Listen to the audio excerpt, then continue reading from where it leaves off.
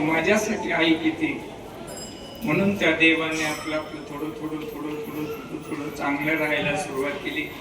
आई संग प्रेमानं बोलायला सुरुवात केली.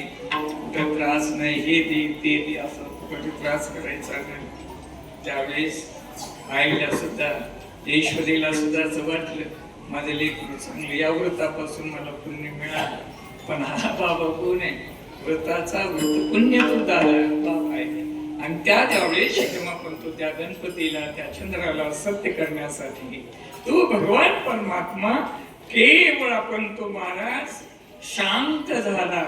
आणि पाचवी जी संकट चतुर्थी झाली, संकट चतुर्थीचं उद्यापन करण्यासाठी 1000 लाडू, मोदक हे सर्व साहित्य रात्रीला तयार केलं त्या ईश्वरीनं.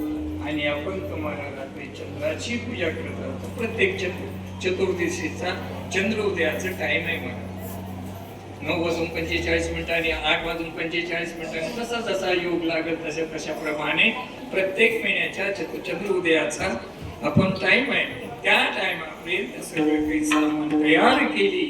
आणि त्यावेळेस देवपूजेत आपण आणि बाहेर आपण तो तुळशीच्या वृंदावनीकडे पाठ मांडलेला आहे, चंद्र काढलेलं आहे, गणपती काढलेला आहे. आणि त्याची पूजा करत असताना साम विसरलेली आहे. आणि ते सांगितले कृष्णा, भगवान कृष्ण ते जवळच आहे. मला कृष्णा थांब इथं, मी